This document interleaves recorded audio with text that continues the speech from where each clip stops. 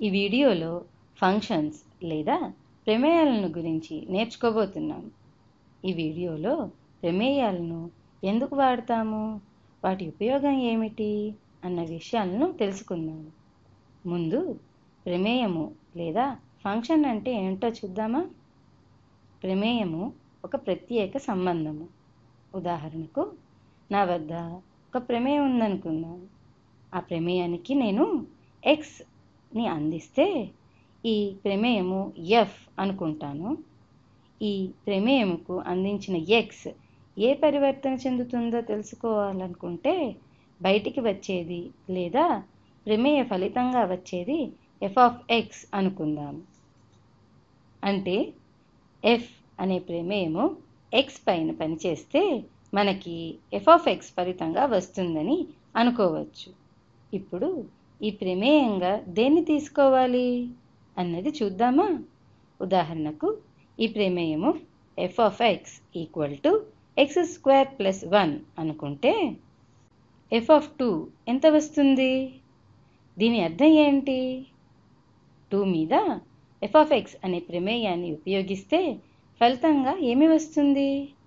ఎక్స్కి బదులు 2 వాడుతున్నాను, కావున ఎఫ్ ఆఫ్ ఎక్స్ బదులు F of 2 equal to X బదులు 2ని ఎక్స్ స్క్వేర్ ప్లస్ 1లో ప్రతిక్షేపిస్తే, అంటే సబ్స్టిట్యూట్ చేస్తే ఏం వస్తుంది? 2 square equal to 4 plus 1 equal to 5 వస్తుంది. అంటే దీన్ని చూస్తే ఒక సబ్స్టిట్యూట్ చేసే లేదా ప్రతిక్షేపించే లెక్క కదా అని అనిపించవచ్చు. కానీ ప్రమేయాలను గురించి పూర్తి అవగాహన వచ్చాక దీని ప్రాముఖ్యం అర్థమవుతుంది. ఇప్పుడు ఇదే ప్రమేయాన్ని కొద్దిగా మార్చి నిర్వచిస్తాను. చూడండి, F of X equal to X square plus 1. ఇది ఎక్స్ సరి సంఖ్య అంటే ఈవెన్ నెంబర్ అయినప్పుడు వర్తిస్తుంది. అలాగే F of X equal to X square minus 1 అన్నది ఎక్స్ బేస్ సంఖ్య లేదా ఆడ్ నెంబర్ అయినప్పుడు వర్తిస్తుంది. చూడండి, ఈ రాసిన వాటిని అనలిటికల్ ఎక్స్ప్రెషన్స్ లేదా వైశ్లేషిక సమాసము అని అంటాము. అంటే ప్రమేయానికి అందించే సంఖ్యను బట్టి ప్రమేయం యొక్క సమాసం మారుతుంది. ఉదాహరణకు, 2ని ప్రమేయానికి అందిస్తే అంటే 2 ఇన్పుట్ అయితే ఎఫ్ ఆఫ్ 2 ఎంత వస్తుంది? ఏ సమాసాన్ని వాడాల్సి ఉంటుంది? అది 2 అన్నది సరి సంఖ్య అంటే ఈవెన్ నెంబర్, కావున పైన సమాసము ఎక్స్ స్క్వేర్ ప్లస్ 1 వాడాల్సి ఉంటుంది. కావున ఎఫ్ ఆఫ్ 2 విలువ 2 square plus 1 equal to 4 plus 1 5 వస్తుంది. అదే 3ని తీసుకుంటే ఎఫ్ ఆఫ్ 3 విలువ ఎంత? 3 అన్నది బేస్ సంఖ్య లేదా ఆడ్ నెంబర్, కావున కింద సమాసము అంటే ఎక్స్ స్క్వేర్ మైనస్ 1 వాడాల్సి ఉంటుంది. కావున F of 3 square minus 1 equal to 9 minus 1 8 వస్తుంది. ముందు ఉదాహరణ కంటే ఈ ఉదాహరణ కొద్దిగా ఆలోచింపచేసేదానిలా ఉంది కదా?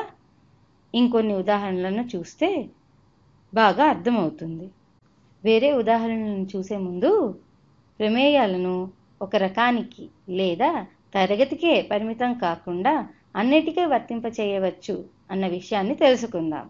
ఉదాహరణకు, అసలు ప్రమేయాన్ని అర్థం చేసుకునే విధంగా ఎలా అన్నిటికీ ప్రమేయాలను వర్తింపచేయవచ్చో చూద్దాం. నేను సాల్ అనే ఒక ప్రమేయాన్ని తీసుకుంటున్నాను. ఈ సాల్ అనేది నేనొక ప్రమేయాన్ని అని అనుకుంటున్నాను. అయితే నాకు భోజనం లేదా ఫుడ్ని అందిస్తే నేను ఏమి ఇస్తాను? సాల్ ఫుడ్ని తిని మ్యాథ్స్ వీడియోస్ అంటే లెక్కల వీడియోలను ఇస్తాడు. అంటే నాకు ఫుడ్ని ఇన్పుట్గా ఇస్తే నేను ఒక ప్రమేయంలా పనిచేసి మ్యాథ్స్ వీడియోలను ఇస్తాను.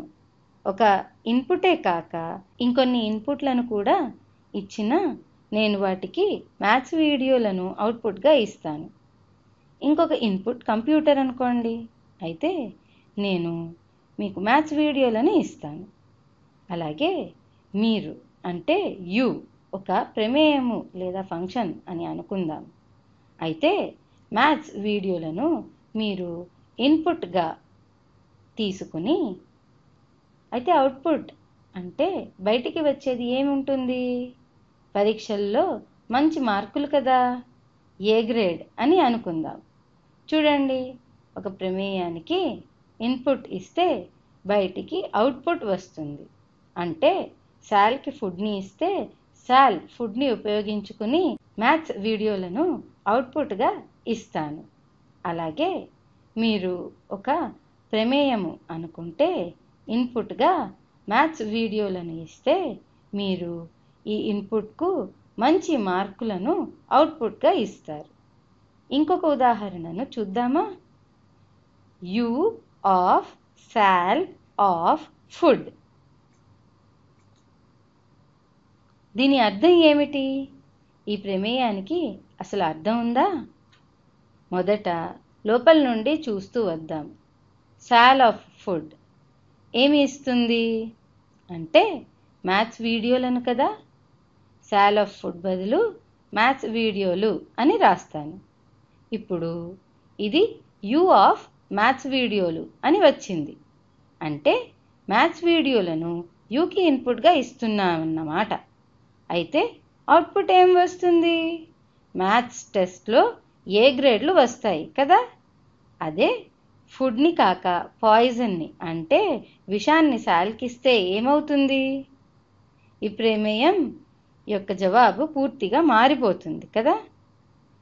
వీటిని బట్టి కొన్ని లెక్కలను చేసి చూద్దామా? ఉదాహరణకు f of x equal to x plus 2. అలాగే నా వద్ద ఇంకొక ప్రమేయం g of x equal to x square minus 1 ఉందనుకుందాం. అయితే g of f of 3 విలువ ఎంత అని అడిగితే ముందు లోపల నుండి చేసుకుంటూ రావాలని అనుకున్నాం కదా. కనుక f of 3 విలువ ఎంత వస్తుందో చూద్దాము. x బదులు 3ని x ప్లస్ 2లో ప్రతిక్షేపించాలి. మనకి f of 3 plus 2 equal to 5 వస్తుంది. కావున f of 3 బదులు ఇక్కడ 5 రాస్తాను. అయితే ఇది ఏమైంది? ఇది g of 5 వచ్చింది. దీని విలువ ఎలా కనుక్కోవాలి? x బదులు 5ను x స్క్వేర్ మైనస్ 1లో ప్రతిక్షేపించాలి. ఏం వస్తుంది? 5 స్క్వేర్ ఈక్వల్ టు 25. 25 మైనస్ 1 24 వచ్చింది. కావున ప్రమేయానికి ప్రమేయం ఉంటే లెక్కలను ఎలా చేయాలో మీకు క్లియర్గా అర్థమైందనుకుంటాను. వచ్చే వీడియోల్లో ఇలాంటి ఉదాహరణ లెక్కలను ఇంకొన్నిటిని చేద్దాం. వచ్చే వీడియోలో కలుద్దాం.